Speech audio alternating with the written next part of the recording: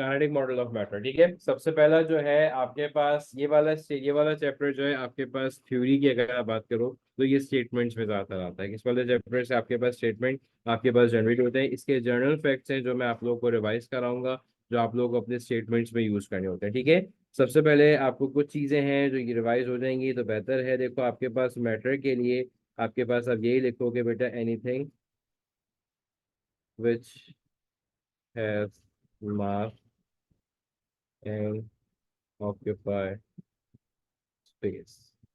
ठीक है, anything which has mass and occupy space is known as the matter. तो आपके पास क्या चीज कहलाएगा, वो आपके पास मैटर कहलाएगा। ठीक है, तो इस दुनिया में हर वो चीज जिसका कोई मास है और जो स्पेस ऑक्यूपाई करता है वो आपके पास मैटर होता है। ठीक है, आपको ये चीज पता है that every matter is compose of tiny particles and they all are in constant random motion।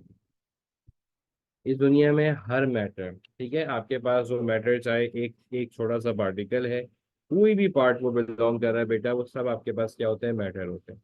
और वो सारे के सारे मैटर जो होते हैं they all are in constant random motion. जो आपके लिए चीज इंपॉर्टेंट याद रखने की है एमसीक्यूज के लिए भी और इसके लिए भी, that is being the constant random motion. ये आपके पास क्या आ रहा है, कांस्टेंट रैंडम मोशन ये आ रहा है। ठीक है, so three states of matter you will discuss. Basically three states of matter आपके पास कौन कौन सी होंगी बेटा, that is being solid, liquid और गैस। इसके ऊपर हम बहुत डिटेल से डिस्कशन कर चुके हैं। हमारे पास के बेसिकली के सॉलिड के पार्टिकल्स जो होते हैं वो आपके पास क्या होते हैं, क्लोजली पैक्ड होते हैं। लिक्विड के पार्टिकल्स एक दूसरे से थोड़ा सा दूर होते हैं और गैसेस के पार्टिकल एक दूसरे से बिल्कुल दूर होते हैं। ठीक है, अक्सर वो आपको स्टेटमेंट से जज कर रहा होता है कि जैसे can take the shape of the container. Container का शेप कौन कौन ले सकता है, आपके पास लिक्विड और गैसेस ले सकते हैं। ठीक है, लिक्विड और गैसेस के अंदर ये कैपेबिलिटी होती है कि वो आपके पास जो है कंटेनर का शेप ले सकते हैं। बट सॉलिड में ये चीज़ नहीं होती, क्योंकि सॉलिड के फोर्स ऑफ अट्रैक्शन इतनी स्ट्रांग होती है कि वो पार्टिकल सब्सटेंस को अलाउ नहीं करता कि वो अपना शेप को चेंज कर सके। ठीक है, तो सॉलिड का आपको पता है बेटा शेप भी फिक्स होता है। ठीक है, आपके पास सॉलिड का शेप जो होगा वो आपके पास फिक्स्ड होगा, आपके पास उसका वॉल्यूम भी फिक्स्ड होगा। ठीक है, आपके पास अगर सॉलिड की बात की जाए तो सॉलिड का आपके पास जिसे कहते हैं शेप, बेटा फिक्स्ड है। ये बिल्कुल ये वो गेनिंग मार्क्स होते हैं जो आपको छोड़ने ही नहीं होते अपने स्टेटमेंट्स के अंदर, ये आप बिल्कुल नहीं छोड़ोगे। वॉल्यूम का, और अगर वो आपके पास शेप की बात करता है, so they have the strong force of attraction. कोई बच्चा इलेक्ट्रोस्टैटिक फोर्स ऑफ अट्रैक्शन का वर्ड यूज नहीं करेगा, इंट्रामोलिकुलर का वर्ड यूज कर सकते हैं आपके पास, या सिंपल फोर्स ऑफ अट्रैक्शन का। डेंसिटी का उसने एक आध दफा पूछा है, तो सॉलिड की डेंसिटी जो होती है आपके पास हाई होती है। उसकी डेंसिटी क्या होती है, हाई होती है एज कम्पेयर टू लिक्विड और गैसेस। उसकी डेंसिटी जो आपके पास होती है वो हाई होती है। कंप्रेसिबिलिटी के बारे में सॉलिड के लिए ये कहा जाता है कि दे आर इनकम्प्रेसिबल। ये वो है जो वन वन मार्क के आपके पास आपको B4 के लिए, सॉरी थ्योरेटिकल पार्ट के लिए, और आपके पास जो है और ADP ऑल्टरनेटिव प्रैक्टिकल, इनके लिए आपके पास होता है। ठीक है, फोर्स ऑफ अट्रैक्शन पार्टिकल्स करीब होते हैं ना, तो आप उसको आगे पीछे नहीं कर सकते। सॉलिड का आपके पास वॉल्यूम जिसे कहते हैं आपके पास पूरे से कहते हैं फिक्स होता है।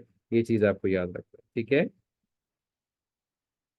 ये आपके पास क्या होगा, ये आपके पास फिक्स वॉल्यूम उसके बाद ये हो जाएगा, और ये आपके पास क्या कहलाएगा, इनकम्प्रेसिबल, ये आपके पास कहलाएगा। ठीक है, अब दूसरी चीज आपके पास क्या आती है बेटा, लिक्विड आपके पास होता है। अब आपके पास लिक्विड जो होता है, take the shape of the container. इसका शेप तो फिक्स्ड होगा बट वॉल्यूम आपके पास नॉन फिक्स्ड होता है। अगर वो आपसे सिर्फ वॉल्यूम की बात करें तो आप उसको ये स्टेटमेंट प्रोवाइड कर सकते हो, because the liquid has the weaker force of attraction as compare to solid, but they have that's why they have no fixed volume, but they have the stronger force of attraction as compared to gas, so they have the fixed basically the shape। ठीक है, तो ये अगर comparison वो आपको देगा तो ये स्टेटमेंट में आप इसको दे सकते हो, उसमें कोई मसला नहीं है। लेकिन it can take the shape of the container. ठीक है, can take the shape of container, can take the shape of the container। उसके अंदर ये कैपेबिलिटी होती है कि वो आप पे कंटेनर का शेप दे सकता है, ये याद रखना। ठीक है, डेंसिटी के लिए अगर आप इसकी बात करें तो आप इसकी डेंसिटी कंसिडर करते हो कि वो भी आपके पास हाई ही होती है। लिक्विड से सॉलिड से फिर कम होगी, बट गैसेस से हाई होती है, तो आप इसको ऐसे करें, दे हैव द हाई डेंसिटी। और बहुत सारे स्टूडेंट्स ये गलती करते हैं ओ लेवल्स के लिए कि बेटा ये कि वो उसमें लिख देते हैं कि लिक्विड्स आर कंप्रेसिबल।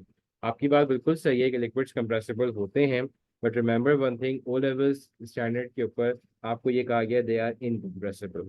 और इनकम्प्रेसिबल की अगर आपसे बात किया जाए तो आप क्या लिखोगे, they have the stronger force of attraction and there is no enough intramolecular space in between the particles.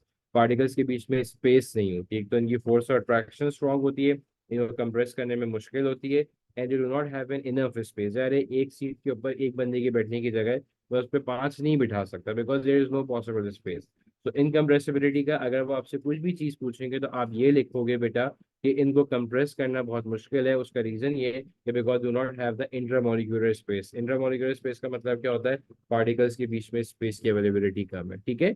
सो ये स्टेटमेंट्स मैं आपको बता रहा हूँ, ये वर्डिंग जो आप लोगों को यूज करनी है अपने स्टेटमेंट्स के अंदर और आनी चाहिए। एग्जामिनर अगर यूज कर रहा है तो आपको पता होना चाहिए, क्योंकि आपको क्वेश्चन समझना है, एग्जामिनर आपको क्वेश्चन नहीं समझाए, ठीक है। मेरा आईजीसीएसई के अंदर आपको इनकम्प्रेसिबल ही लिखना है, ठीक है। इसका भी आपके पास ये चीज क्या है, शेप आपके पास अगर आपके पास बात किया जाएगा तो आप क्या चीज लिखोगे, नॉट फिक्स। सबसे पहली चीज, ठीक है, ना तो इसका वॉल्यूम फिक्स है, क्योंकि सबसे ज्यादा जो वीकेस्ट फोर्स ऑफ अट्रैक्शन होती है वो इसमें होती है, ठीक है। और ये नेचुरल है आपके पास, ठीक है। ये आपके पास नेचुरल है, इसका वो कभी नहीं पूछेगा भाई ऐसा होता क्यों है, ठीक है। तो आप उस पर ये बताओगे कि ये वाला आपके पास जो है दैट्स नेचुरल ओवर देयर, ये आपके पास नेचुरल है। तो ये आपके पास शेप और वॉल्यूम इसके दोनों आपके पास क्या होते हैं, नॉन फिक्स होते हैं। ये आपके पास नॉन फिक्स रहेंगे, सबसे पहली बात, ठीक है। दे have the weakest force of attraction. Kinetic energy की अगर बात किया जाए तो सबसे ज्यादा जो होती है लोवेस्ट अगर होगी तो आपके सॉलिड की होगी, ठीक है। लिक्विड की जो है आपके पास लो होगी एज कम्पेयर टू गैसेस, लेकिन हाई होगी एज कम्पेयर टू सॉलिड, ठीक है। और आपके पास जो इसकी काइनेटिक एनर्जी होती है बेटा हाईएस्ट होती है। सबसे ज्यादा आपके पास क्या होती है बेटा, हाईएस्ट होती है। ये चीज आपको याद रखना है कि सबसे ज्यादा जो हाईएस्ट होगी वो आपके पास इसके अंदर होगी, ठीक है। क्लियर हो गई वाली बात यहाँ पे, ठीक है। तो सबसे ज्यादा आपके पास जो हाईएस्ट होगी वो कौन सी होगी बेटा, शेप आपके पास इसका फिक्स्ड है, वॉल्यूम आपके पास का सॉरी शेप आपका नॉन फिक्स्ड है और वॉल्यूम भी आपके पास इसका नॉन फिक्स्ड है। तो बात यहाँ पे आपकी सबसे पहले ये बात क्लियर हो गई, ठीक है। इसके लिए भी आप वर्ड यूज कर सकते हो, takes the shape of the container. Takes the shape of container, ठीक है। ये भी आपके पास कंटेनर का शेप ले लेता है आपके पास, ठीक है, आपके पास, ठीक है। अब इसके वॉल्यूम के लिए जो एग्जामिनर वर्ड यूज करते हैं उसके वॉल्यूम के लिए क्या होता है, फिल्स अप दी। आपके पास उसको और कैसे रिप्रेजेंट करते हैं, फिल्स up the entire space available.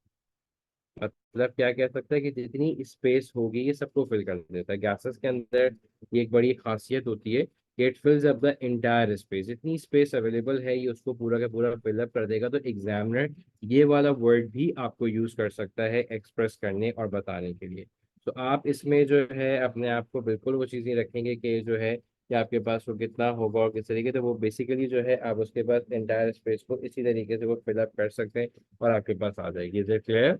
यहाँ तक कोई कंफ्यूजन? सही है। इसकी भी आपके पास कंप्रेसिबिलिटी नहीं हो सकती, डेंसिटी जो सॉरी कंप्रेसिबिलिटी इसमें हो सकती है।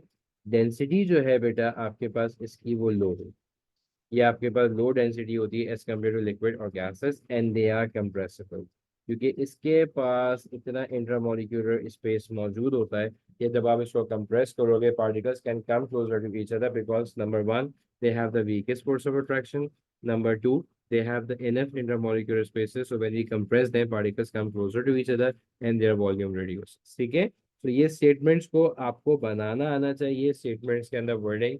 बच्चों वाली स्टेटमेंट्स को यूजेस करने से बेटा कोशिश करो कि रोको आपके पास, ठीक है। इलेक्ट्रोस्टैटिक फोर्स का वर्ड इसलिए यूज नहीं करोगे, उसका रीजन आपके पास ये होता है कि बेटा इलेक्ट्रोस्टैटिक फोर्स ऑफ अट्रैक्शन जो होती है उसको आप कंसिडर नहीं करते, ठीक है। वो आइंस के लिए होती है। चार्जेस के बीच में जो वर्ड यूज किया जाएगा वो इलेक्ट्रोस्टैटिक का वर्ड यूज किया जाएगा। इसमें आप जिसे कहते हैं अट्रैक्टिव फोर्स यूज कर सकते हो, फोर्स ऑफ अट्रैक्शन यूज कर सकते हो या इंट्रामोलिकुलर यूज कर सकते हो, ये आपको याद रखना है, ठीक है। अच्छा, अरेंजमेंट ऑफ द पार्टिकल्स जो आपके पास आता है बेटा, अरेंजमेंट ऑफ द पार्टिकल्स क्या चीज होती है ये बात याद रखना है, ठीक है।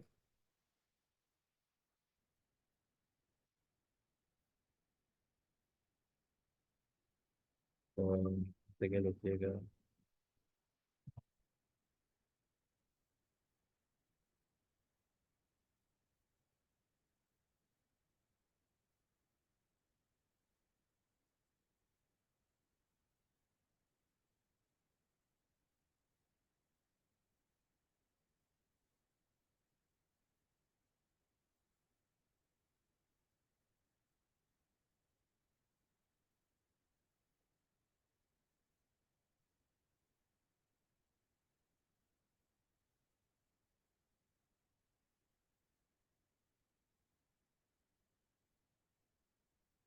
ठीक है, अब आपके पास जो है क्या चीज़ आ रहा है बेटा, अब आपके पास जैसे कहते हैं यहाँ मैं चलो लिख देता हूँ आप लोग के लिए सॉलिड्स का।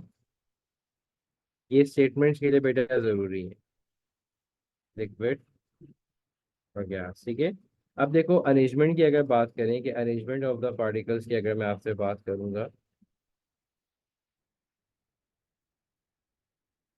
ठीक है, एग्जामिनर्स के लिए क्या वर्ड यूज करता है बहुत गौर से देखिएगा, regular and repeating patterns. Regular and repeating patterns मतलब पार्टिकल्स जो होते हैं, अगर आपके पास इसकी अरेंजमेंट देखूं, रेगुलर रिपीटिंग का मतलब क्या होता है, ऐसे ये बॉक्स है, ऐसे ऐसे बार बार इसी तरीके से रेगुलर रिपीटिंग अरेंजमेंट मेरे पास होता है। ठीक है, आपके पास लिक्विड और गैसेस की अगर बात किया जाए तो वो वर्ड यूज कर सकते हैं बेटा रैंडम और रैंडम। ये स्टेटमेंट को बेहतर बनाने के लिए मैं आपको बता रहा हूँ what word you need to prefer. अगर वो स्टेटमेंट की बात करें that particles are randomly arrange, ठीक है, सॉलिड के लिए आप रैंडमली अरेंजमेंट का वर्ड यूज नहीं कर सकते, या लिक्विड के लिए आप ये नहीं कर सकते they are the regular and the fix pattern. ठीक है, क्योंकि ये सारे मार्क्स आप लूज करना स्टार्ट कर दोगे if you are making the error in the statements. ठीक है, नेक्स्ट आपके पास अगर वो आपसे बात करता है लेट्स सपोज जैसे space between particles, space between particles की अगर वो आपसे बात करता है बेटा, तो स्पेस बिटवीन पार्टिकल्स आपके पास क्या चीज होते हैं बेटा, इसमें आपको पता है कि पार्टिकल्स आर क्लोज टुगेदर। ठीक है, a little more,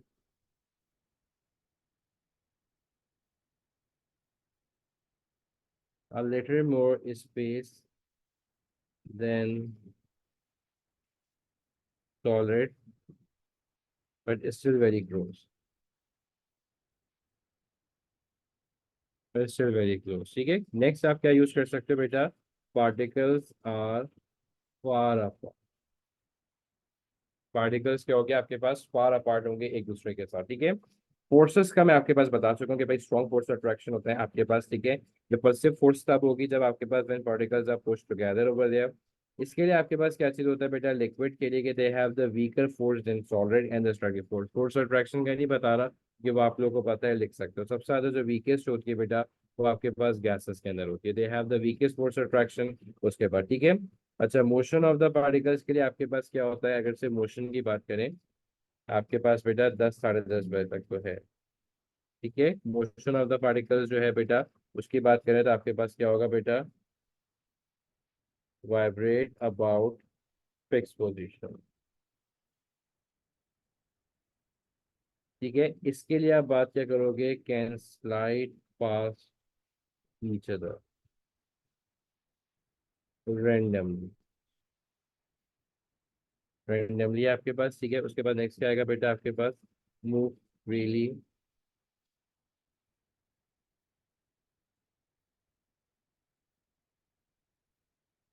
randomly at high speed.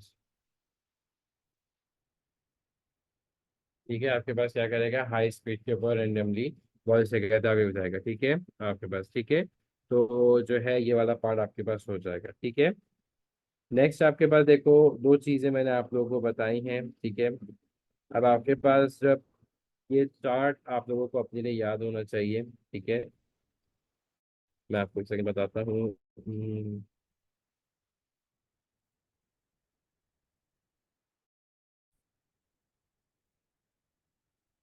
नहीं, not for the P four, for the P one, आपके स्टेटमेंट्स के लिए है बेटा, दोनों के लिए इनफैक्ट, सॉलिड्स लिक्विड और गैस। ठीक है, स्टेटमेंट क्या चीज आएगा बेटा? सॉलिड से लिक्विड आपके पास क्या प्रोसेस आप करोगे? मेल्टिंग करोगे। और लिक्विड से गैस अगर आप जाओगे बेटा तो आप बॉइलिंग करोगे। ये दो प्रोसेस आप पढ़ोगे, ठीक है। उसके बाद लिक्विड से गैस अगर आते हो बेटा तो आप जैसे कहते हैं क्या होता है? कंडेंसेशन। कंडेंसेशन होता है, एक और वर्ड यूज करते हैं फिजिक्स में इसके लिए। What is that word? That is word basically बेटा लिक्विफिकेशन, ठीक है, ये आपके पास होगी। उसके बाद नेक्स्ट आपके पास बेटा फ्रीजिंग का वर्ड यूज करते हैं लिक्विड गैसेस के अंदर, but in physics they use the word solidification. ठीक है, इसमें क्या वर्ड यूज करते हैं? सॉलिडिफिकेशन। ये वर्ड आपको याद होना चाहिए, ठीक है। तो ये चीज जो है ये आपके पास ये प्रोसेस है। जब आप नॉर्मल फ्लो में जाओगे, मतलब जब आप फॉरवर्ड जा रहे हो बेटा, so you have to provide the heat. आपको ये चीज मेंशन करना है that you have to provide the heat. तो सारा प्रोसेस आप लोग मेरे साथ केमिस्ट्री में डिस्कस कर चुके हो, इसलिए मैं उसको नहीं हाईलाइट करूंगा कि आप पार्टिकल्स को हीट एनर्जी प्रोवाइड करोगे, particles gain that heat energy, and then once they start gaining heat energy they move कहते हैं faster, they collide so fastly that they break their bond and change into this state, ठीक है। याद रखिएगा कि जो आपने रिलेशन पढ़ा है वो ये चीज पढ़ा है कि kinetic energy is directly proportional to temperature. अगर वो इसका रीजन पूछेगा तो आपको ये चीज बताना है कि particles absorb that heat energy. Particles का कन्वर्जन जो है वो आपके पास क्या है कि particles absorb that heat energy, and once they absorb that heat energy they start vibrating faster and then they change to different state, ठीक है।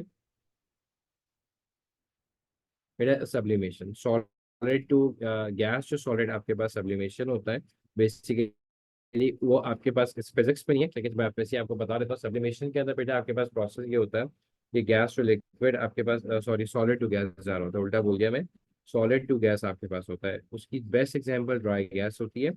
सॉलिड टू गैस बेसिकली होता है ये कि जब आप सॉलिड को हीट करोगे, particles absorb that energy and the particles start vibrating so fastly that they break their bonds and they directly convert into the gas state। उनमें इतनी हाई लेवल ऑफ वाइब्रेशंस आ जाती हैं कि वो बॉन्ड को इस तरीके से ब्रेक करते हैं कि instead of converting into liquid state they directly convert into the gas state. तो अगर वो आपसे पूछते हैं in terms of kinetic particle theory तो आप उसको यही चीज बताओगे। आप उसको यही चीज कहोगे कि भाई कि the once the heat energy is provided to the solid particles absorb that heat energy and when they vibrate so fastly that they break their bonds and then they directly convert into the gas state, ठीक है। तो ये आपके पास रहेगी, इस बात पे आ जाएगा, ठीक है। तो काइनेटिक एनर्जी और टेम्परेचर का रिलेशन क्लियर होना चाहिए। वो रिलेशन आपके पास क्या चीज़ है? They are directly proportional. directly proportional आपके पास कैसे होगा? That the particles start vibrating so fastly that they break their bonds and directly convert into the, आपके पास किसी भी स्टेट के अंदर वो आपके पास होगा वो चेंज ऑफ हो जाएगा। टेम्परेचर बढ़ाने से काइनेटिक एनर्जी बढ़ेगी, बॉन्ड ब्रेक होगा। टेम्परेचर डिक्रीज होने से काइनेटिक एनर्जी डिक्रीज होगी और बॉन्ड आपका हमेशा जो है करीब आएगा, ठीक है। तो ये फ्लो मूवमेंट हम केमिस्ट्री डिस्कस कर चुके हैं, इसलिए इसमें ज़्यादा फोकस नहीं करेंगे। ये चीज़ आपके पास, ठीक है। पार्टिकल अरेंजमेंट आपको ड्रॉ करना आता है, पार्टिकल्स से सॉलिड गैसेस के पार्टिकल्स कैसे होते हैं, ये चीज़ आपको क्लियर होनी चाहिए। अच्छा, ग्राफ के अंदर अगर हम बात करें,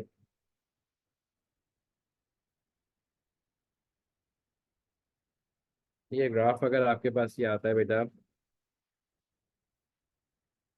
ग्राफ में याद रखिएगा बेटा, लेट्स सपोज कोई सा भी ग्राफ है, जैसे कि ये वाला ग्राफ आ रहा है, ठीक है। ये जो है अभी आप आगे इसको पढ़ भी दोगे बेटा, जो फर्स्ट पॉइंट होगा आपके पास, फर्स्ट कर्व जो होगा, कर्व हमेशा आपको चेंज ऑफ स्टेट रिप्रेजेंट करता है, ठीक है। कर्व में मैं आपको फिजिक्स केमिस्ट्री में बता चुका हूँ बेटा, चेंज ऑफ स्टेट की बारी आती है कर्व के अंदर, ठीक है। कर्व आपको हमेशा चेंज ऑफ स्टेट से रिप्रेजेंट करेगा कि भाई मेरा स्टेट क्या होगा, उसको जिसे कहते हैं चेंज करेगा, उसको आप हमेशा क्या करोगे? कहोगे कर्व आपके पास हमेशा चेंज ऑफ स्टेट होगा। ऑलवेज रिमेम्बर, ठीक है, पहली चीज, ठीक है। अगर वो आपसे कहता है मुझे मेल्टिंग पॉइंट चाहिए, मेल्टिंग का ग्राफ है, ठीक है, आपके पास मेल्टिंग का ग्राफ है। पहला कर्व मेल्टिंग रिप्रेजेंट करें, your first curve represents you about the melting, ये पहला कर्व है, ये आपके पास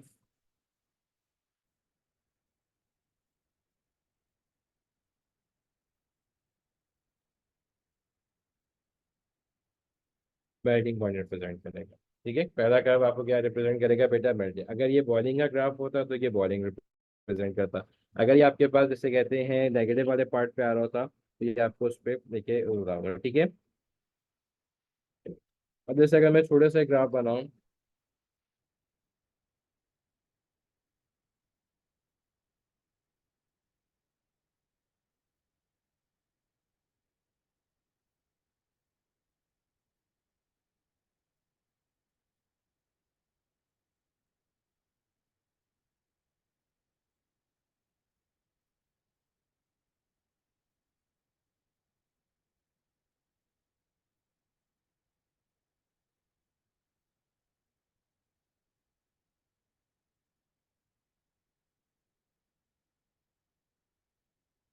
अच्छा, कोशिश करो बेटा ले लो, ज्यादा बेहतर है लाइव सेशंस के अंदर। अगर मैनेज कर सकते तो ज्यादा बेहतर हो जाएगा। ठीक है, तो नेक्स्ट अब आपके पास बेटा क्या चीज आ रही है, टेम्परेचर आपके पास जो है बेटा डिग्री सेल्सियस के अंदर है। ठीक है, आपके पास टेम्परेचर और टाइम आपके पास जो है बेटा एज यूजल सेकंड्स के अंदर है। ठीक है, अब देखो ये -20 से 0 डिग्री के ऊपर जा रहा है। ठीक है, मेल्टिंग मेरे पास कौन सी होगी, मेल्टिंग टाइम मेरे पास कौन सा होगा, वो भी तो मुझे बता सकता है। A to B मेल्टिंग है, B to C।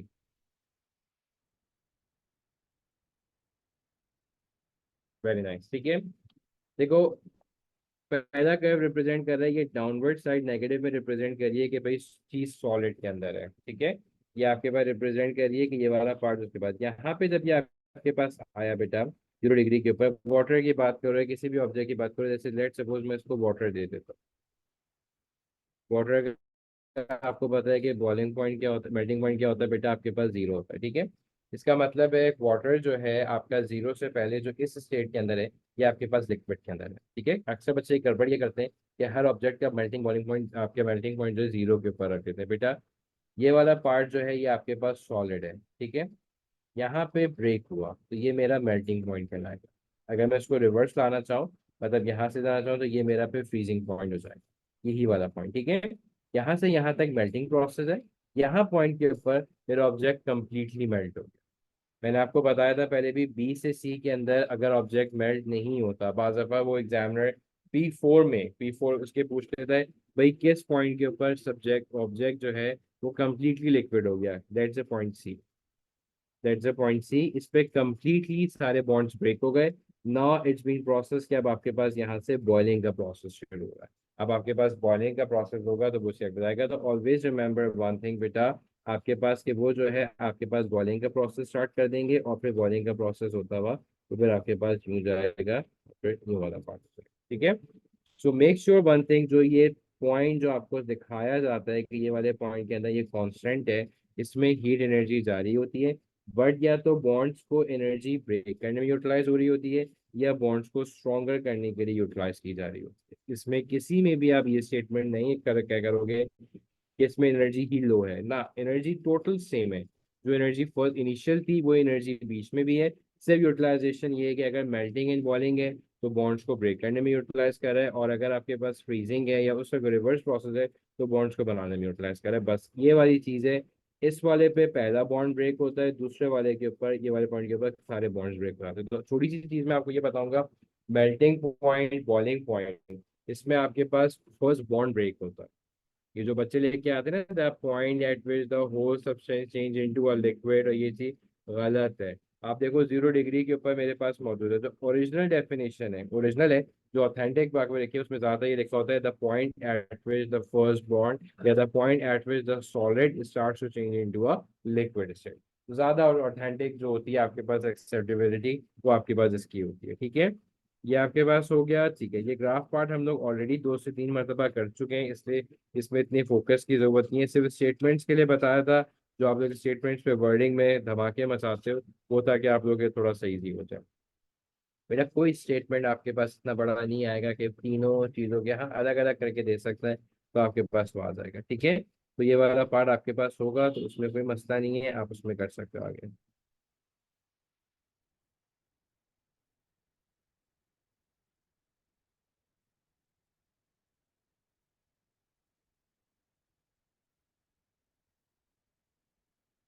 अच्छा, नेक्स्ट वो आपके पास पूछता है, ये वाला पार्ट यहाँ तक हो गया। नेक्स्ट वो आपके पास पूछेगा बेटा प्रेशर ऑफ द गैसेस, ठीक है।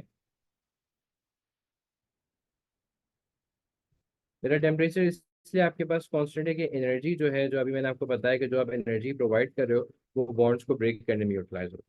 जो भी आप एनर्जी उसको प्रोवाइड कर रहे हो बेटा, वो बॉन्ड्स को, डायरेक्ट कोई ना कोई चीज़ तो बॉन्ड को ब्रेक करेगी। तो बॉन्ड को ब्रेक करने के लिए एनर्जी यूटिलाइज हो रही है instead of increasing the energy, increasing energy के बजाय, ठीक है। तो ये आपके पास हो गया। अच्छा, अब मुझे बताओ प्रेशर क्या चीज़ हो। प्रेशर इन गैस आपके पास इंक्लूडेड है इस चैप्टर के अंदर। प्रेशर से ज्यादा प्रेशर क्या चीज होती है, मैंने डेफिनेशन नहीं पूछूंगा, मैं पूछूंगा मुझे कॉन्सेप्ट बताओ कि प्रेशर क्या चीज होती है।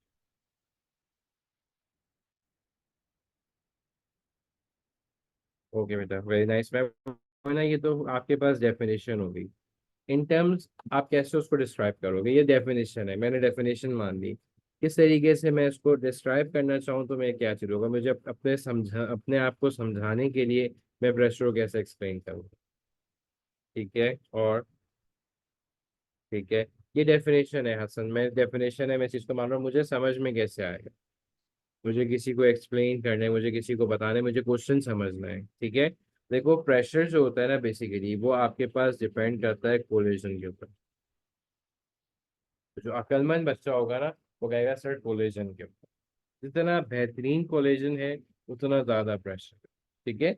आपस में देखो, इसकी छोटी सी एग्जांपल लो।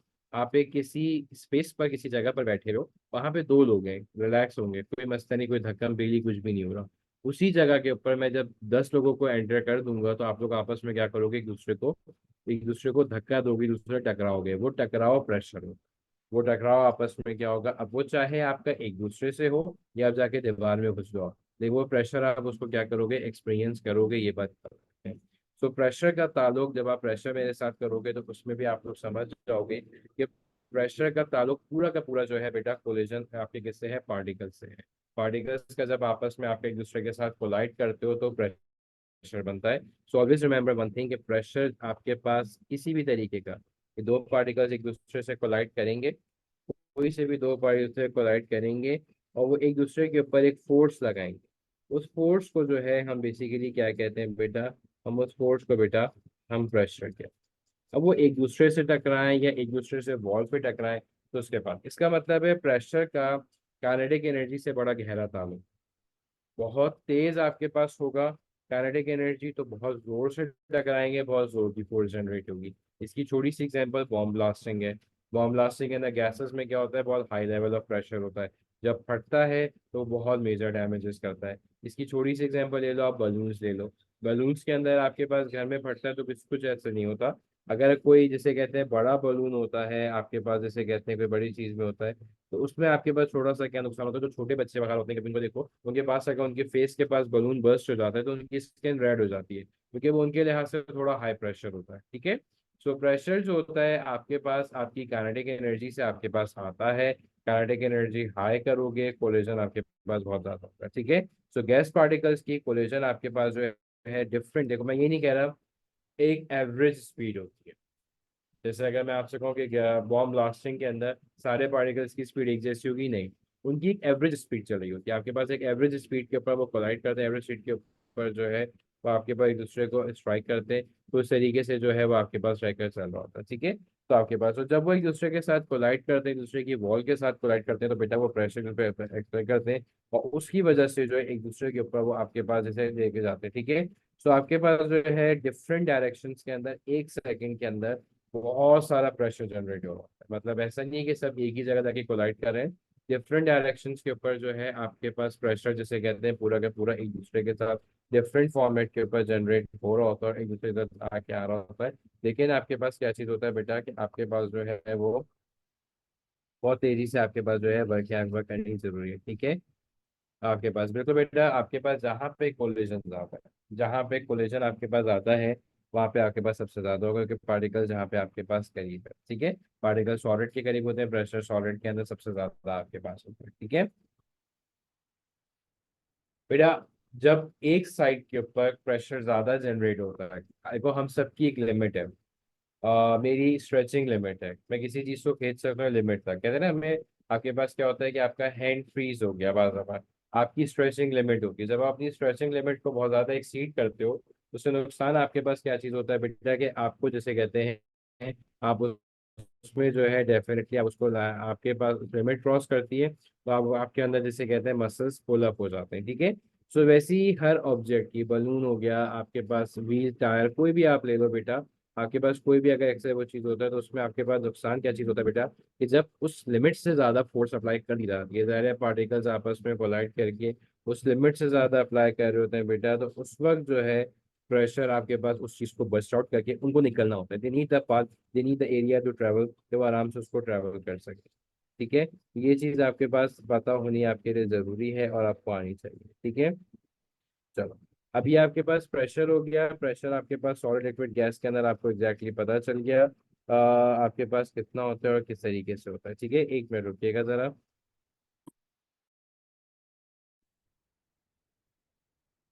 ठीक है, अच्छा आपके पास ये चीज़ आ गए, प्रेशर फैक्टर ऑफ टेम्परेचर आपको बता दिया, प्रेशर आपको बता दिया, ठीक है। अब आपके पास हो गया, ठीक है। अब जो है आ जाइए इधर। अब सबसे पहले आपके पास दो चीज़ें मैं आप लोगों को रिलेशन बताऊंगा, वो रिलेशन आप लोगों के पास इसमें न्यूमेरिकल में भी यूज होते हैं आपके पास, ठीक है। सबसे पहला रिलेशन बेटा हम डिस्कस करेंगे प्रेशर टेम्परेचर रिलेशन। जब आपके पास प्रेशर टेम्परेचर की बात करें, इसका मतलब है वॉल्यूम कांस्टेंट होगा। ये वाले स्टेटमेंट आपके पास इतने आते हैं कि ये एक आध स्टेटमेंट आप लोग एक्सपीरियंस करते हो, ठीक है। अब देखो कॉमन सेंस की बात है कि इसको अगर मैं आपको एक्सप्लेन कर रहा हूँ, इसमें आपको अपना दिमाग इस्तेमाल करना है, ठीक है। कोई भी आपको बिठा के ये चीज़ नहीं बताएगा कि बेटा इसको ऐसे लिख दो या इसको लिख दो। अब देखो इसमें प्रेशर कांस्टेंट रखना है, मुझे प्रेशर क्या रखना है, मुझे मेरा प्रेशर सॉरी वॉल्यूम मुझे कांस्टेंट रखना है, ठीक है। तो ये जो मेरा पिस्टन है बेटा, ये आगे पीछे मूव नहीं होगा, ठीक है। ये पिस्टन जो है ये मेरा आगे पीछे मूव नहीं होगा, ये बात याद रखनी है आपको भी और मुझे भी।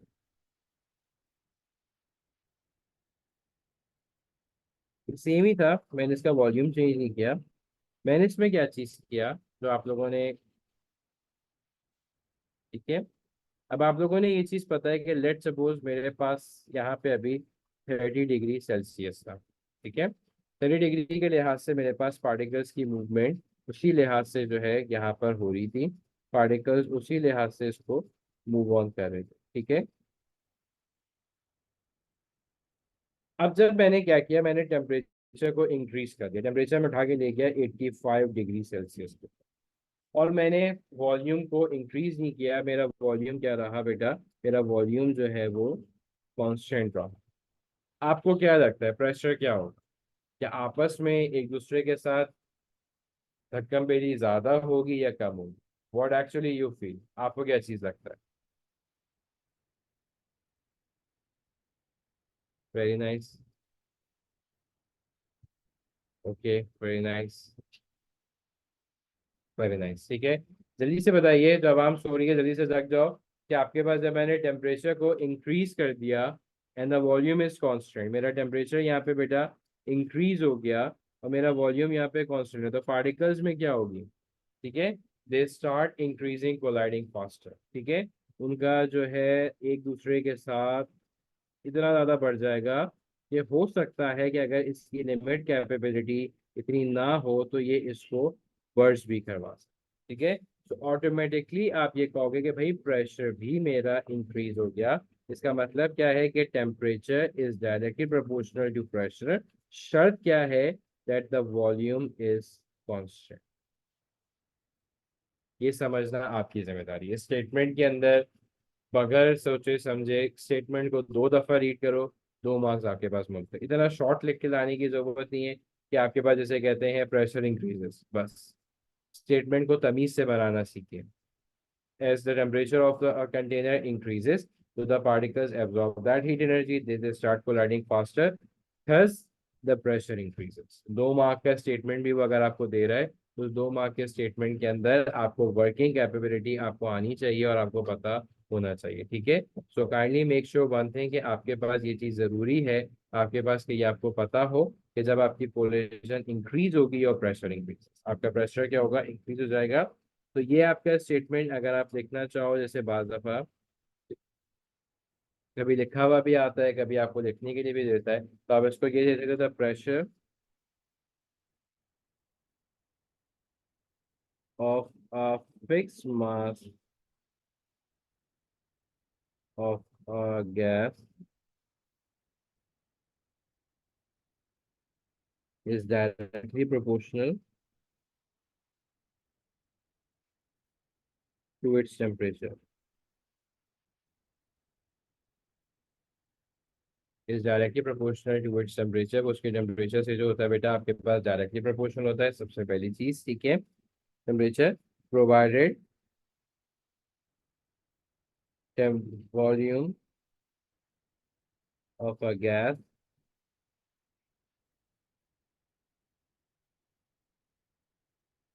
रिमेन कांस्टेंट, ठीक है। वॉल्यूम आपके पास जो है रिमेन कांस्टेंट रहता है। इसकी इक्वेशन अगर बनानी को हो कि आपके पास क्या होगा, P is directly proportional to T, so P is equal to K T. के आपके पास क्या होता है बेटा, कांस्टेंट होता है। ये क्या हो जाएगा, P upon T is equal to K होगा, ठीक है। जब आपके पास टू गैसेस की बात की जाएगी तो आप इसको यूज करोगे, P one is equal to P two, ये वाला फॉर्मूला, ठीक है। तो ये फॉर्मूला आपके पास अक्सर और पेशर स्टेटमेंट के बाद एक क्वेश्चन बनाने के लिए आपके पास आता है। तो ये चीज आपको क्लैरिटी होना आपके लिए जरूरी है, ठीक है। This is very important. और आपके पास ये आपके पास आता है, वो पूछता है, तो आपको ये बात बेटा पता होना आपके लिए जरूरी है। मुझे क्लियर, यहाँ तक आई होप कोई कंफ्यूजन नहीं हो। नेक्स्ट नेक्स्ट रिलेशन के ऊपर चलते हैं।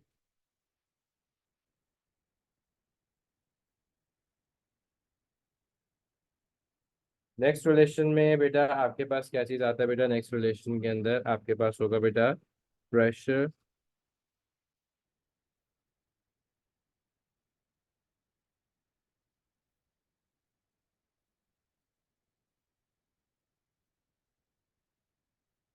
Pressure volume relationship. Pressure volume relationship आपके पास मौजूद है। इसमें आके प्रेशर वॉल्यूम का मतलब आपके पास क्या होगा बेटा, टेम्परेचर इज कांस्टेंट। टेम्परेचर आपके पास क्या कह रहे हैं, टेम्परेचर आपके पास कांस्टेंट है,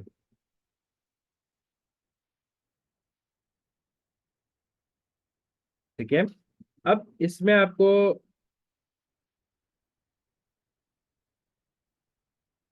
टेम्परेचर जैसे मेरा कांस्टेंट चल रहा है, ये मेरे पास एक कंटेनर है, ठीक है, और उसमें एक ये पिस्टन कनेक्टेड है। दोनों साइड मेरा टेम्परेचर जो है, लेट सपोज यहाँ पे मेरे पास 50 डिग्री सेल्सियस था, ठीक है। अब नेक्स्ट बॉक्स जो मैंने बनाया,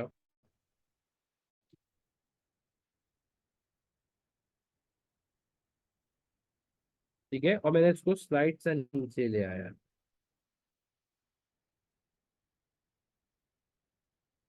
ठीक है। ये मेरे पास कितना था, 50 डिग्री सेल्सियस ये मेरे पास मौजूद था, ठीक है। ये मेरे पास आ गया बेटा 50 सेल्सियस आपके पास। अब जब इसको नीचे लेकर आया, मेरे पास क्या हुआ बेटा, वॉल्यूम मेरे पास डिक्रीज हुआ, वॉल्यूम मेरे पास क्या हुआ, डिक्रीज हुआ। क्लास में कहा है,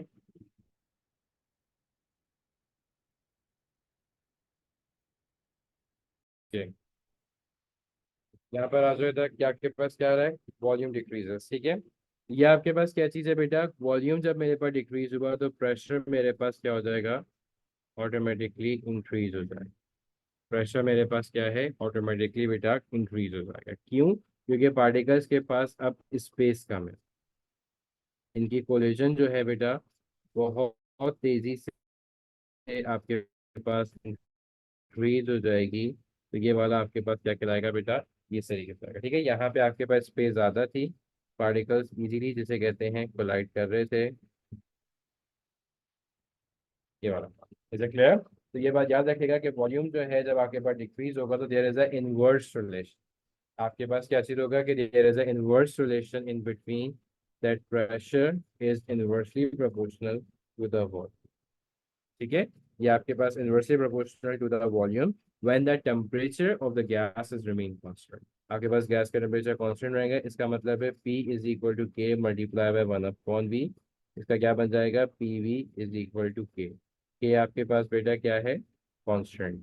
के आपके पास क्या है बेटा, दैट इज बीइंग कांस्टेंट, पहली चीज। अब उसके बाद आप क्या चीज बताओगे, जब दो गैसेस का होगा, P1 V1 is equal to P2 V2। ये क्लियरेंस आपको पता होना आपके लिए सबसे ज्यादा इम्पोर्टेंट। ठीक है, ये पार्ट आ गया आपके पास। अच्छा, तो थर्ड रिलेशनशिप जो आपके पास गिवन है, थर्ड वाला, वो थर्ड आपके पास क्या चीज है बेटा, वॉल्यूम एंड टेम्परेचर का। थर्ड वन आपके पास किस चीज का है बेटा, that is being volume temperature relationship. That is being the volume temperature relationship. इसमें आपके पास क्या चीज है बेटा, इसमें प्रेशर कांस्टेंट। प्रेशर क्या चीज है बेटा, कांस्टेंट है। इसमें थोड़ा सा बच्चे डगमगाते हैं। डगमगाते किस तरीके से हैं कि आपके पास इसकी वर्किंग कैसे होगी बेटा, ये आप देख कर आए। तो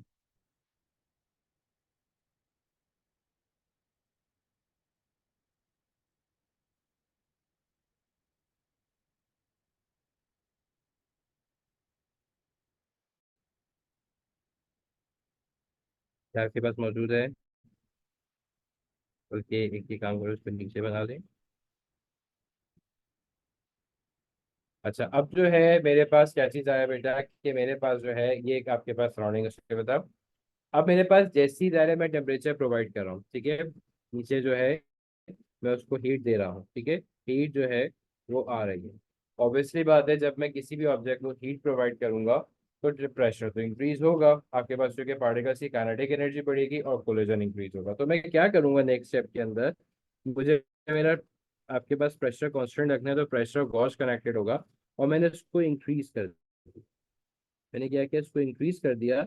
इसके लिए मैंने क्या चीज़ किया, इंक्रीज करके मुझे एक फायदा क्या हुआ, एक फायदा मेरे पास ये चीज़ हुआ कि पार्टिकल्स को जितनी स्पेस रिक्वायर्ड थी उस टेम्परेचर उस प्रेशर के लिए, उतनी आपके पास स्पेस लगे। मतलब मेरा वॉल्यूम क्या हुआ, जब मेरा टेम्परेचर इंक्रीज हुआ तो मुझे उसी एतबार से वॉल्यूम को भी बढ़ाना पड़ा, ताकि पार्टिकल्स की कोलिजन जो है वो नहीं बढ़ जाए। पार्टिकल्स की कोलिजन असल में जिस तरीके से वो यहाँ पे पहले कोलाइड कर रहे थे, उनकी कोलिजन उतनी ही रहनी चाहिए, उनकी कोलिजन में चेंजेस नहीं आना चाहिए। इसलिए जैसे कहते हैं वो अभी भी जिसे कहते हैं उनकी कोलिजन वैसी ही रही, वो एक दूसरे के साथ तेजी से कोलाइड ऑफ नहीं कर रहे। ठीक है, तो ये आपके पास ये रिलेशन आपको एक्सप्लेन करता है। so there is a direct relation in between these two, that the volume of a that the volume of a fixed sorry the volume of a fixed mass of a gas is directly proportional to its temperature, provided that the pressure is remain constant। pressure constant रखने के लिए pressure gauge connect कर लें या कोई भी चीज connect कर लें, उसमें आपके पास क्या चीज होता है कि वो इंडिकेट कर रहा होता है कि भाई हीट दे रहा हूँ, टेम्परेचर बढ़ा दो। वही चीज है, एक कमरे में लोग ज्यादा हो गए, आप क्या करोगे कि आप बाहर ले गए लोगों को। कहाँ पे ले गए आप लोगों को आप जैसे कहते हैं बाहर ले गए, ताकि आपके पास जो है स्पेस थोड़ी सी ज्यादा हो जाएगी। Is it clear? तो इस तरीके से आप उसकी अरेंजमेंट कर सकते हो, इस तरीके से आप उसको ले जाके करवा सकते हो। ठीक है, तो अगर मैं इसके रिलेशन बनाने के ऊपर आ जाऊँ, तो रिलेशन बेटा कुछ इस तरीके से बनेगा कि volume is directly proportional to temperature, V is equal to K T, V upon T is equal to K आपके पास कांस्टेंट है। जब दो की बात की जाएगी बेटा, तो ये आपके पास V2/T2 फॉर टू गैसेस। ठीक है, ये तीन फॉर्मूलाज इस चैप्टर के अंदर इसमें इंक्लूडेड थे, ये तीनों पिस्टन के तरीके से ये आपके पास आते हैं, जो आपको पता होना चाहिए। ठीक है, आपके पास इसको क्रेडिट होना जरूरी है। एक दफा चलो दोबारा एक्सप्लेन कर देता हूँ जिनको अनक्लियर है। बेटा यहाँ के ऊपर ये आपके पास ये मौजूद था, ठीक है, एक नॉर्मल आपके पास कोलिजन हो गई थी। ठीक है, मैंने क्या किया, मैंने हीट प्रोवाइड करी। जब हीट प्रोवाइड करी, देखो प्रेशर कांस्टेंट का मतलब क्या है, कि मेरे पास कोलिजन सेम होनी चाहिए, मेरे पास कोलिजन कांस्टेंट होनी चाहिए। ठीक है, बेटा के आपके पास कांस्टेंट होता है साइंस फिजिक्स के अंदर। ठीक है, ये कांस्टेंट वैल्यू है जो आपके पास यूज किया था कि ये कांस्टेंट के बराबर है। ठीक है, अब बेसिकली जो है आपके पास, आपने जब उसको हीट प्रोवाइड करना स्टार्ट करी, तो डायरेक्ट जब मैं उसको हीट दूंगा तो पार्टिकल्स की कोलिजन बढ़ेगा।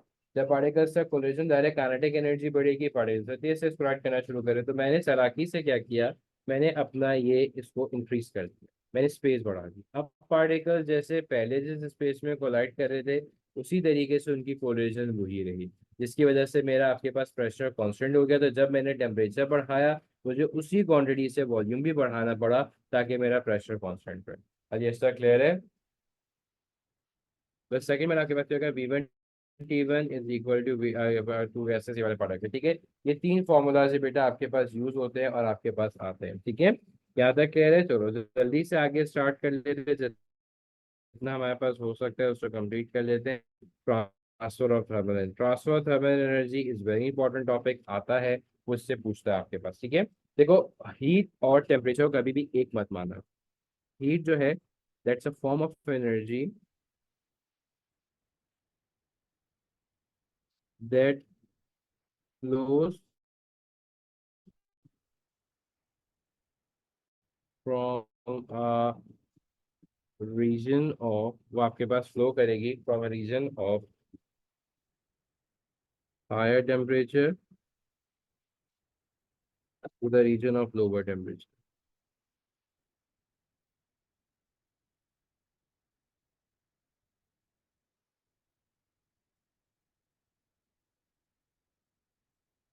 Form of energy that flows from a region of higher temperature the region of lower temperature. Energy जो होती है, हीट एनर्जी, वो आपके पास फॉर्म ऑफ एनर्जी होती है, इट्स ऐसा यूनिट,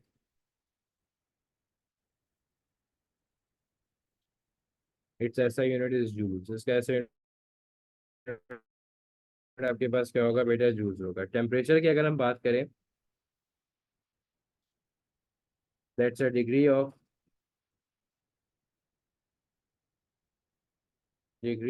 हॉटनेस और कोल्डनेस।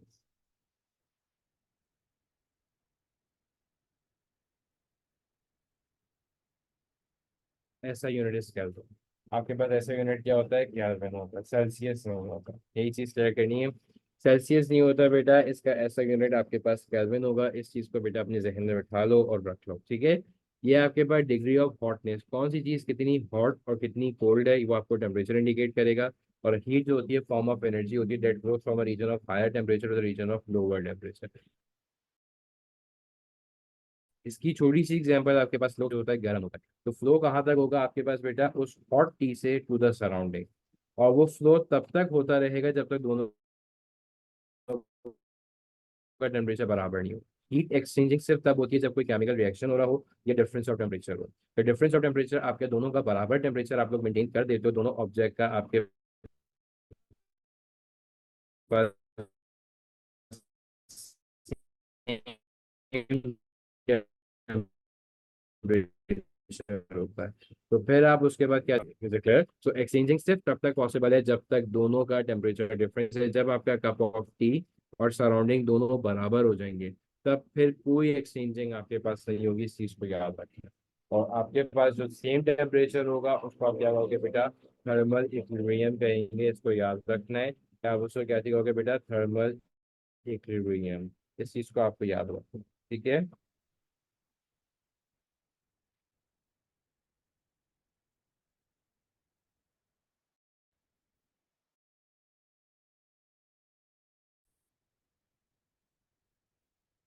अच्छा, अब जो है बेटा, वो थ्री मेथड्स आपको बताए थे, transfer of thermal energy. Three methods पे वो आपसे पूछेगा बेटा, एक आपके पास बेटा कंडक्शन है, एक आपके पास कंडक्शन है बेटा, एक आपके पास कन्वेक्शन है, ठीक है, सेकंड वन। और बेटा थर्ड वन आपके पास रेडिएशन है। इसके अलावा वो आपसे नहीं पूछेगा। इसके अलावा वो आपसे और कोई फॉर्मेट नहीं पूछेगा। ये तीन पूछना है। अच्छा, बेटा से पीछे वाला पेज जल्दी से देखो उसको। जी, क्या करें, देख क्यों नहीं रहे, देख क्यों नहीं रहे वो। दीक्षा रीवा आपने बेटा,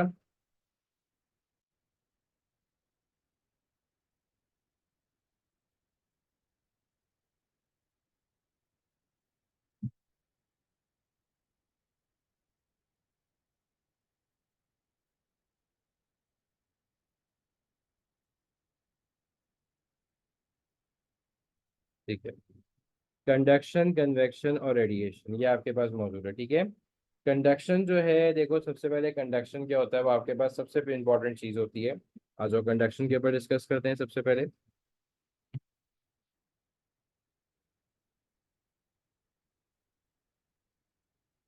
कंडक्शन में सबसे पहले समझना आपको ये जरूरी है बेटा, कंडक्शन के अंदर कि उसके बाद इज द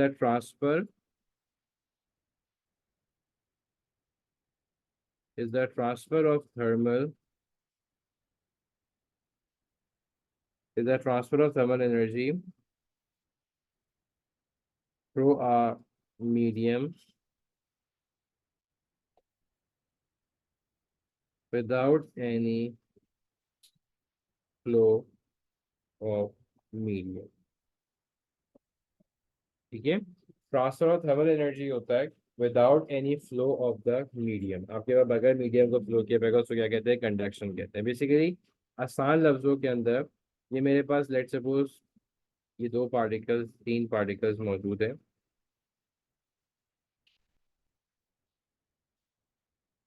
ठीक है, होता क्या है, मैं एक को हीट करूंगा, ये मेरे पास ठीक है, ये हीट हो रहा है।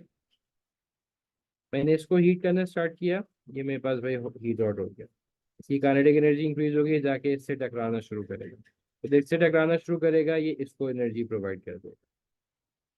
ठीक है, ये इससे टकराना शुरू करेगा, ये पे इसको एनर्जी प्रोवाइड कर देगा। इससे जाके मतलब मैं एक साइड से, थोड़ी सी एग्जांपल है, हम लोग बारबेक्यू करते हैं, सीखे आपने देखा होगा, एक साइड से पकड़ो, एक साइड से हीट करो, पूरी रॉड हीट हो जाती है आपके पास। ठीक है, तो आपके पास क्या कहलाता है, कंडक्शन। तो कंडक्शन के लिए पार्टिकल्स रिक्वायर्ड हैं, पार्टिकल्स सिर्फ मीडियम में होते हैं, इस वजह से कंडक्शन जो है आपके पास वैक्यूम में पॉसिबल नहीं है। ठीक है, सारे ऑब्जेक्ट्स कंडक्ट नहीं करते, कुछ ऑब्जेक्ट कंडक्ट करते हैं, और सारे कंडक्टर्स एक लेवल पे कंडक्टिविटी भी नहीं रखते। ठीक है, कुछ की कंडक्टिविटी ज्यादा होती है, कुछ की कंडक्टिविटी कम होती है आपके पास। ठीक है, जैसे आपके पास नॉर्मली उन्होंने एक एग्जांपल आपके पास देते हैं, नहीं, it happens in the solid liquid gas, तीनों के अंदर होते हैं। सॉलिड्स में कंडक्शन आपके पास ज्यादा होता है क्योंकि उसमें पार्टिकल्स क्लोज होते हैं। मैंने इससे बोला कि वैक्यूम में ही नहीं होंगे। वैक्यूम का मतलब आपके पास क्या होता है, जिसमें मीडियम नहीं होगा, जिसमें पार्टिकल्स नहीं होते, स्पेस की बात कर रहे हैं। उसमें कोई पार्टिकल्स नहीं है, उसमें एनर्जी पैकेट्स आपके पास होते हैं, इस वजह से जब पार्टिकल्स नहीं होते तो एनर्जी कंडक्टिविटी आपके पता, heat conductivity by the process of conduction possible नहीं। तो सॉलिड में सबसे ज्यादा होते हैं, लिक्विड में उससे कम गैसेस होते हैं, क्योंकि सॉलिड के पार्टिकल्स सबसे ज्यादा आपके पास क्या होते हैं, करीब होते हैं। ठीक है, एक छोटी सी एग्जांपल मैंने आप लोगों को उस दिन कराई थी। ठीक है, अगर किसी बच्चे को याद हो तो, ये हमारे पास एक वाटर है जो बॉयल ऑफ हुआ है।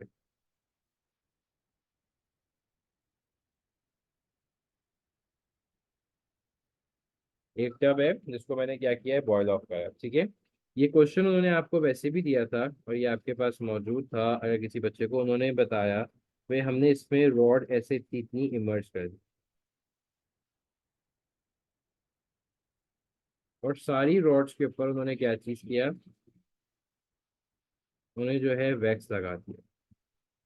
वैक्स का मतलब समझते हो, उन्होंने जिसे कहते हैं वैक्स लगा दिया तीनों पे। उन्होंने देखा कुछ पैसेज ऑफ टाइम के बाद इसके ऊपर वैक्स इतना हो गया, इसके ऊपर वैक्स जो था वो इतना हो गया, इसके ऊपर बस इतना होगा। ठीक है, तो आपके पास ये तीन रॉड्स हैं, इन तीन रॉड्स के ऊपर अगर मैं नाम देता हूँ ए, बी और सी, आपको क्या लगता है सबसे ज्यादा हीट किसने कंडक्ट की है, सबसे ज्यादा कंडक्टिविटी किसकी स्ट्रॉन्ग है, ए, बी और सी में से which one has the greatest conductivity if we compare these three. Anam जल्दी से बताइए। Okay, very nice, yes sir, very good, very वाह। Isa, do let me know, Manu, do let me know please.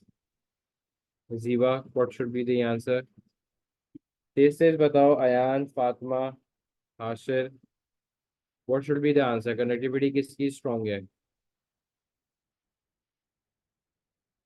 अम्मा जल्दी से बताइए। ए, बी और सी है, और वेक्स मेरे पास क्या हो गया, मेल्ट हो गया। ठीक है, तो क्या चीज होगा, जल्दी से बताइए।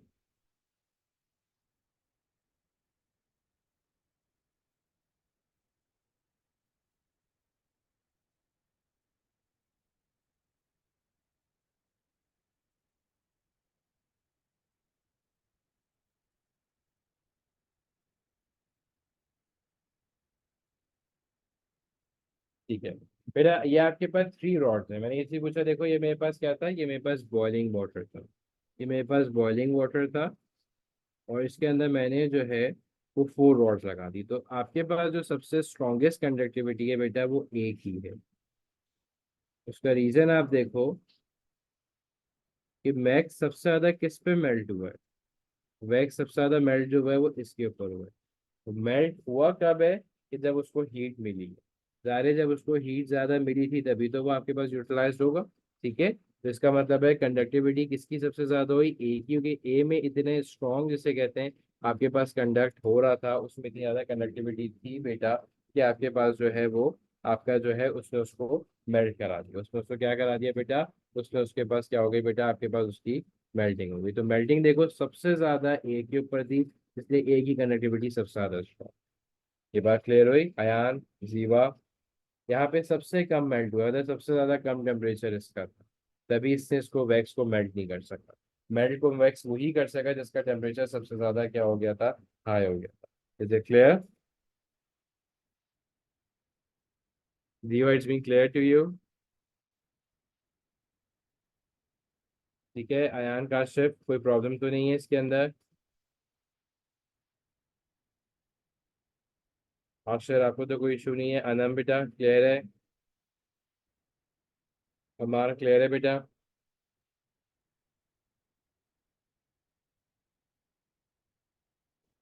ठीक है, ये आपके पास, अच्छा तो ये आपके पास कनेक्टिविटी आ गई, तो इससे आपको ये क्लियर हो गया कि भाई ऐसा जरूरी नहीं है कि सबका कनेक्टिविटी एक जैसी हो, कनेक्टिविटी आपके पास डिफर हो सकती है। ठीक है, तो सॉलिड्स के अंदर जो है आपके पास सबसे ज्यादा कनेक्टिविटी होती है, अगर वो आपसे पूछेगा, because solid particles are too close to each other, so the transfer of heat energy is better in solids as compare to liquid और इन गैसेस। एक दूसरे के साथ कोलिजन करेंगे और जल्दी जल्दी क्या करेंगे, एक दूसरे को ट्रांसफर करेंगे। ठीक है, अब जो इम्पोर्टेंटली पूछता है वो मेटल्स का पूछता है और नॉन मेटल्स का पूछता है, किसकी कंडक्टिविटी ज्यादा होती है। मेटल्स की बात करते हैं, आपके पास मेटल्स की बात करते हैं बेटा, एंड नॉन मेटल्स की बात करते हैं, किसकी कंडक्टिविटी आपको लगता है कि आपके पास ज्यादा होती है?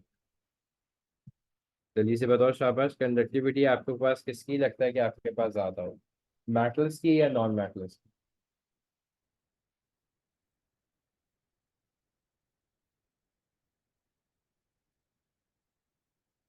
ठीक है, why is it so, the metals?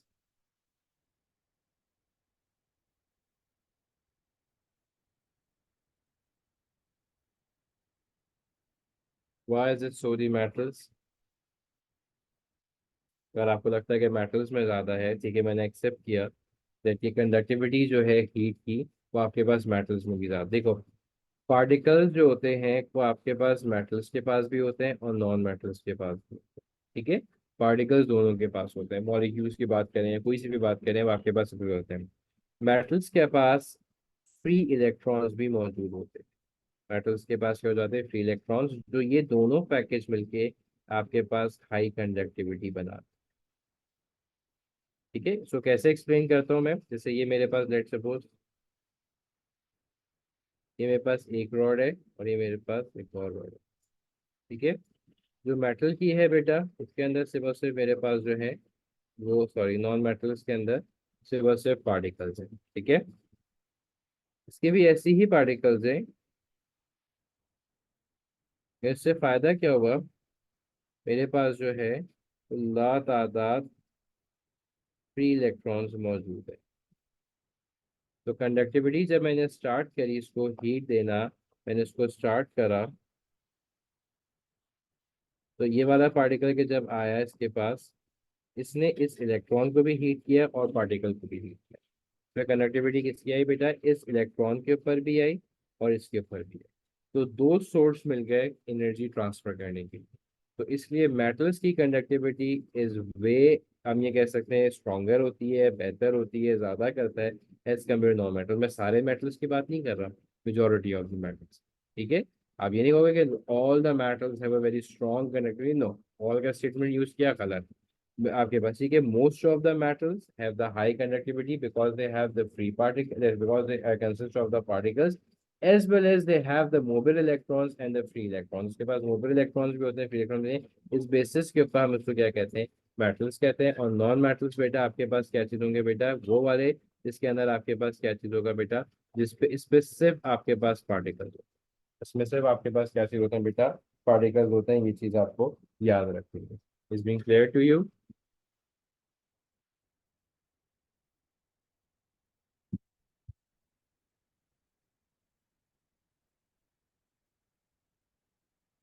ठीक है।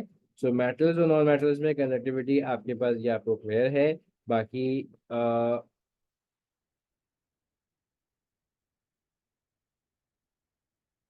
एक पॉइंट और ये अपने पास लिख लो, that conduction is greatest in solids. That conduction is greatest in solids. Conduction जो होते हैं आपके पास सॉलिड्स के अंदर सबसे ज्यादा ग्रेटेस्ट होते हैं आपके पास कंडक्टिविटी। ठीक है। लिक्विड और गैसेस के अंदर भी होते हैं लेकिन वैक्यूम में नहीं होते, क्योंकि vacuum does not has a particles and the free electrons. That's why conduction जो है आपके पास सॉलिड्स के अंदर सबसे ज्यादा स्ट्रॉन्गेस्ट आपके पास होती है। अगर वो वैक्यूम का स्टेटमेंट आपसे पूछे, that is very easy for you. आप उसको क्या चीज बताओगे कि आपके पास के वो वाला पार्ट के आप जो है वो उसके अंदर इजी बताओगे कि भाई उसके अंदर पार्टिकल्स आपके पास मौजूद नहीं होते। ठीक है। यहाँ तक कोई कंफ्यूजन बेटा किसी को भी?